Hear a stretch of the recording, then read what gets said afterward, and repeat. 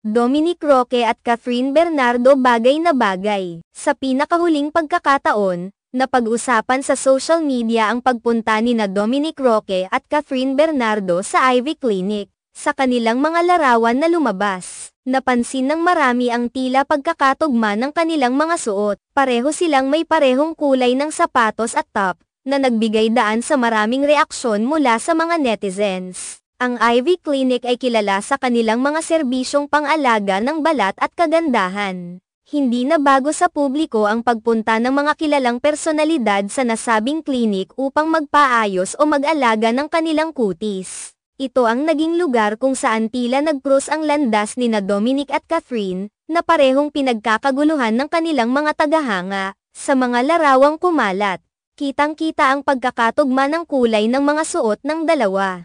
Ang kanilang sapatos at top ay may parehong kulay, na agad namang nag-viral sa social media.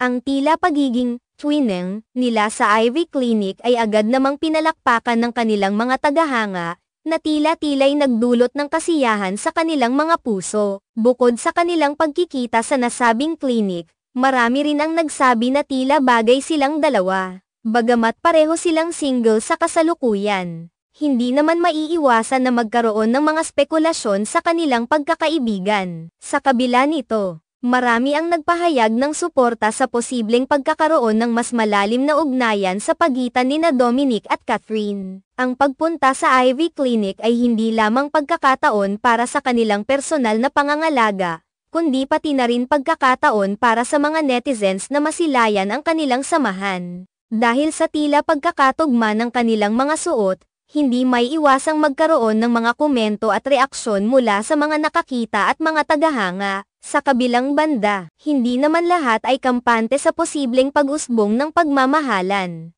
May ilan na nag-iingat at nagpapahayag ng kanilang opinyon na dapat pagtuunan ng pansin ang kanilang mga karera at personal na hangarin bago ang anumang romantikong ugnayan. Ang mga komento at reaksyon ng mga netizens ay nagpapakita lamang na tila may kakaibang interes ang publiko sa kanilang personal na buhay. Sa kabuuan, ang pagbisita ni na Dominic at Catherine sa Ivy Clinic ay nagdulot ng maraming pag-uusap sa social media. Ang kanilang pagkakatugma sa suot at ang posibleng pag-usbong ng kanilang samahan ay nagbigay daan sa iba't ibang reaksyon mula sa kanilang mga tagahanga at mga netizens. Habang ang ilan ay natutuwa sa kanilang tila pagiging magkasundo, may mga nag-iingat at nagbibigay payo sa kanila. Sa huli, ang kanilang pagiging pampublikong personalidad ay patuloy na nagbibigay inspirasyon at pagkakakilanlan sa kanilang mga tagahanga, na patuloy na sumusuporta at nagmamahal sa kanila sa kanilang mga paglalakbay sa showbiz at personal na buhay.